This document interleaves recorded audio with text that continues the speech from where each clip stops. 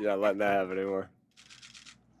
Nick, describe your feelings watching Jordan Davis watching the kick. Yeah, I think the only walk-off wins I've ever been a part of were the Buffalo game in 23 and today, and it's a great feeling. It's an emotional game. What I said to the guys today, and I'm sure you guys will ask this question, it's an emotional game. You can tell by our faces after the game how emotional it can be, but we have to keep our emotions in check.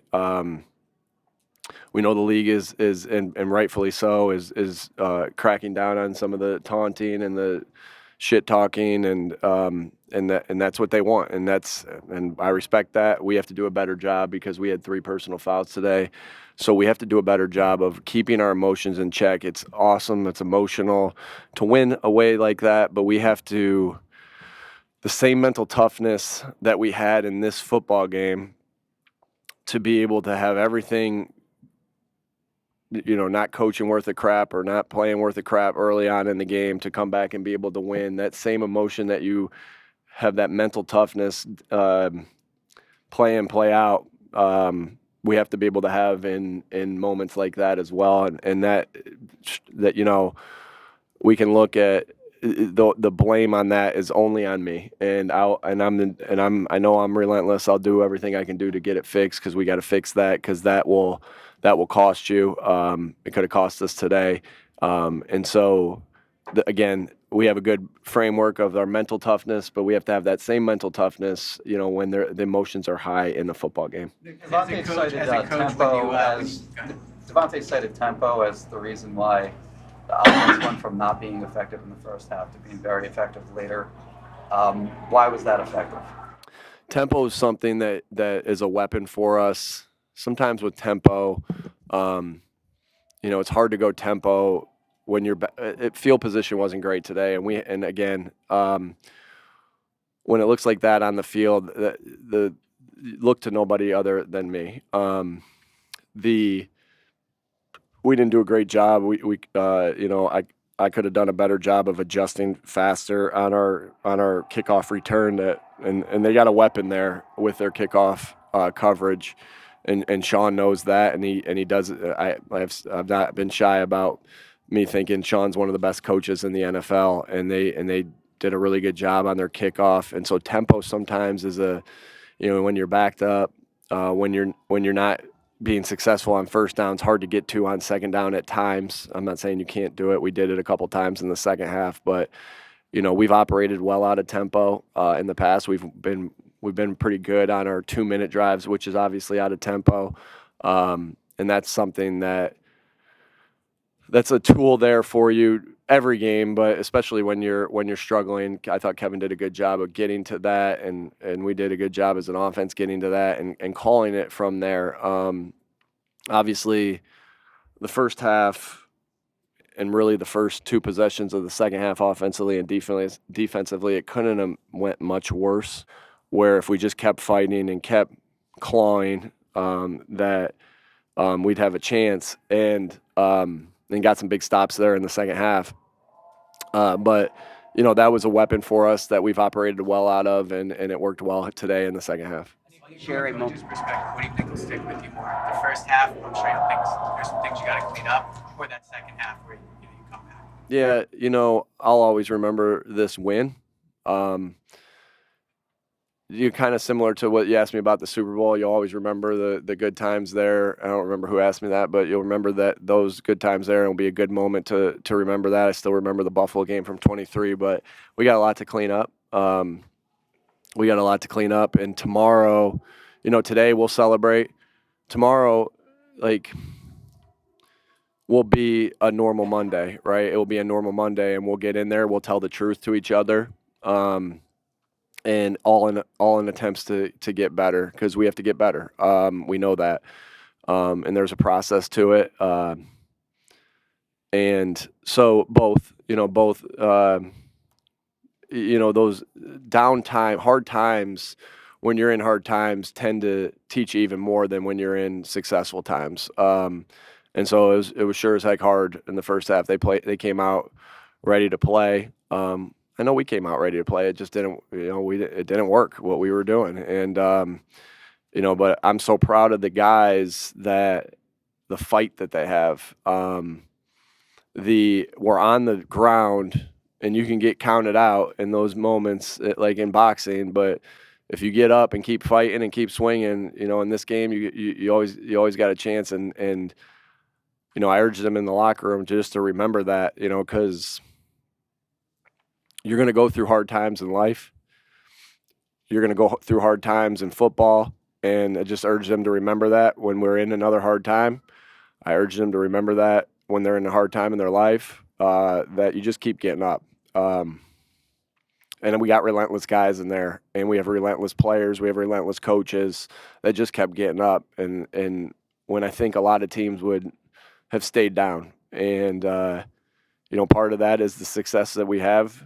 Big part of that is the guys that Howie brings in here and the culture that we have that we talk an awful lot about mental toughness and relentless effort, and there's something dangerous about a team that just doesn't stop coming after you regardless of the circumstances. So, we got the win today on that. One thing is that you don't have to live your life and as a team, as a football team, the way people think you should respond.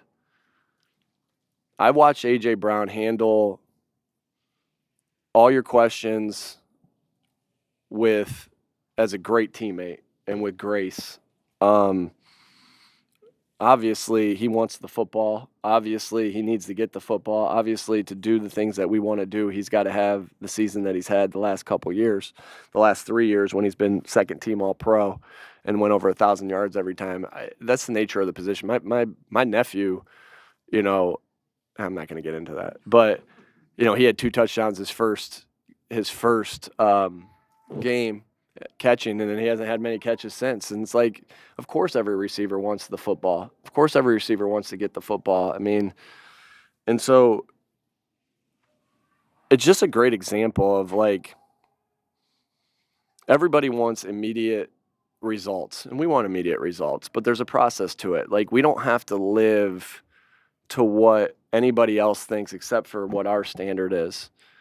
And I always respect your guys' questions, but, obviously he got asked a lot of questions this week where I've seen a lot of guys go a different way in that, and he handled every one of them that I saw with just so much grace, with so much maturity.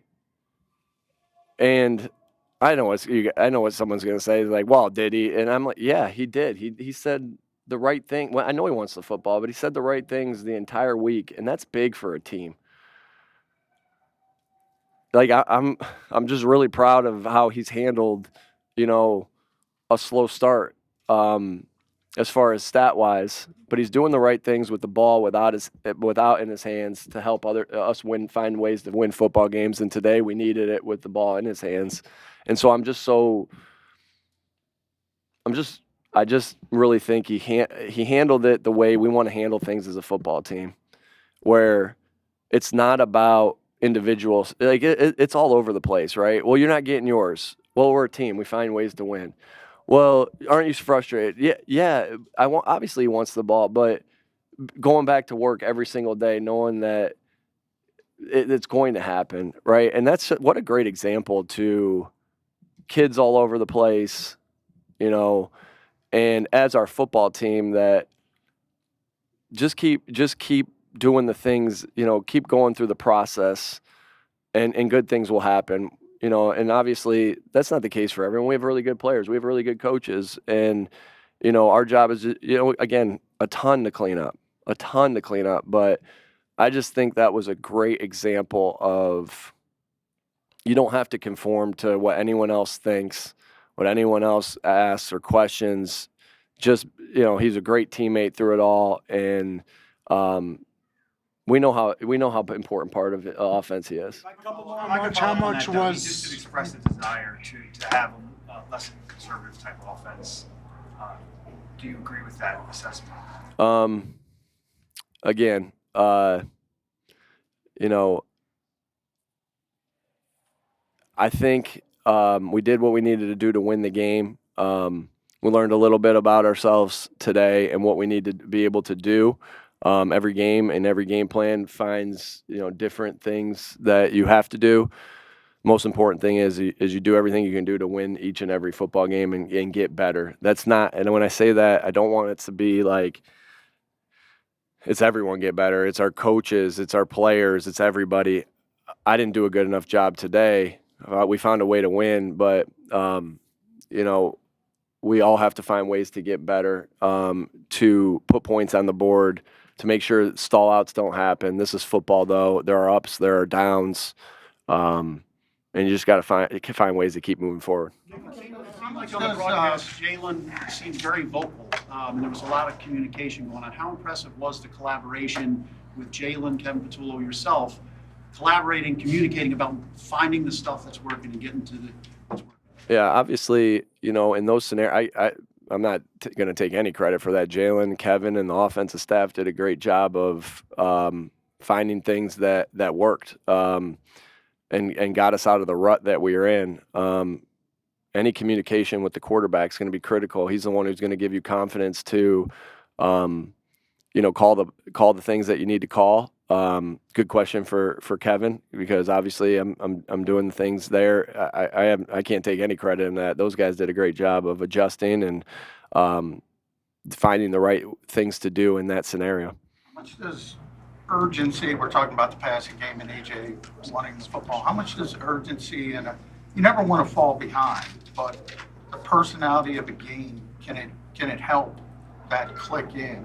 Sure. Yeah, sure. Obviously, this will give us confidence moving forward. We weren't able to run the ball like we want to be able to run the ball today, and that's going to happen sometimes. And we're going to need our pass game to do what it did today. And other times, it's going to be the opposite way. Like I said, there are circumstances that happen. Like again, I hear what AJ said with the conservative part of that, but there are some circumstances that happened in the first half where our field position wasn't great. Now, we didn't get anything, so whatever we did didn't work, right? Because we punted it back, the defense would stop them, and then we would, they'd get 3 points. But there are circumstances that dictate things, which happened today a little bit at times. We know what we're capable of. So, sometimes it is in the sense, too, that you're the offense and you got to dictate to the defense of what they need to do and not let them dictate to you what you need to do. I think that's a good example for us today of that in some dire situations, that good reminders for us. How much did Lane going out impact what you wanted to do, and how much did Fred coming in allow you to maybe go where you wanted to go? Lane Johnson is, in my opinion, no question about in my mind that he's the best player I've ever been around. He's one of the best players in the NFL, and it's hard. Sometimes it's hard to see that, as an offensive lineman, it doesn't show itself. But Lane gives us so much ability to do different things because of who he is as a football player. Like I said, he's one of the best players I've ever seen. Obviously, we have a lot of great players on this team, and they're all up there. But Lane is special. We got a lot of special guys. AJ special, Jalen special, Saquon special, Devontae special, Zach Bond special, Jalen Carter special, Jordan Davis is special, right? But I do think that, man, what a great trade by Howie, huh? Like to get Fred here, and I just know that Howie is relentless in what he does of always helping this football team get better.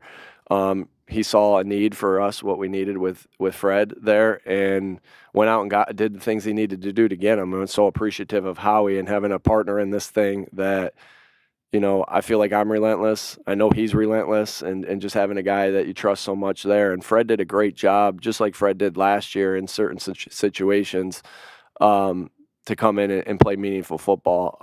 It took a couple of series to go there. We had played some things with right, left side as far as that goes with where they've been training. But offensive staff, Stout, Kevin did a good job of saying, hey, Matt Pryor is very important to this football team and the things that he does. Fred maybe give us a better chance right now, and making that change. That's hard to do sometimes, and I credit those guys a lot for that change. You got game-changing plays. You got game-changing plays from both Jordan Davis. Did you get one? It's okay. I get two more. You got game-changing plays from both Jordan Davis and Jalen Carter in this game. I guess, what are some of the things behind the scenes that you've seen from those guys to make those plays possible? They first of all, obviously they're great football players who've worked really hard to be great football players. Jordan, has just, I know you guys have talked a little bit, and because you've asked me about this, has worked so hard to get himself in great shape to be able to play the amount of snaps he played, and then have all that last to get a block kick and to scoop and score and to get in the end zone. Pretty remarkable. Clint Hurt does a great job. Clint Hurt's a great football coach. And he does a good job of helping those, and that's our job as football coaches. Howie's job is to bring the best talent in here and give us the guys that we need. And our job as coaches is to take that talent and try to take them to another level that they may not have been able to reach itself. That's your job as a football coach. So they've done so much. Let's talk about Jordan here, like the shape that he's in and how he is. I've seen him walk around with his shirt off a lot more now, which he should. That's good. And he just worked his butt off. And you saw that in training camp that something like this would happen. And he's played good football through the first 3 weeks. Did you scoop that? Were you yelling at him to go down, or were you okay with him rumbling back? Yeah, obviously in that scenario, you want him to go down. I don't know if you all recall that we had a 2021. There was a minute plus left. In 2021, we had a ball that we scooped and scored that is supposed to be a no mas there and go down after you get it because you win the game. And then the Jets came back in the preseason, tied up the game on a Hail Mary, and then they got the 2-point conversion. We ended up tying that game. So, yeah, you're supposed to go down in that area. When there's no time on the clock and there's nobody out in front of you, I'm always okay with something like that. I'd have been just as excited had he went down there. When he scored, I guess I will say that I was a little more excited, but it'll be on the tape to say, hey, probably go down in this scenario, but he'll probably get play of the game for that play. Just really quickly, getting back to AJ, when he caught that 8-yard pass, I mean, it was a short pass and everything. How much did that get him going? How much did that get you guys going offensively? Because that led to that 38-yard. Yeah, it was, again, we were behind the sticks a lot in the first half. So to be able to get a completion and then be able to go on the ball in that scenario, that was important. I know that's good insight by you, Martin, to see that, because that kind of got us going, because you're able to get on the ball. When you have an incomplete pass maybe and you think you're going tempo and then it's incomplete pass, you can still go on the ball. It's just, it's a little bit different in that scenario. So that was big. That was important because that started off our ability to be able to come back. And again, we have so much to clean up. We very easily could be on the other side of this today.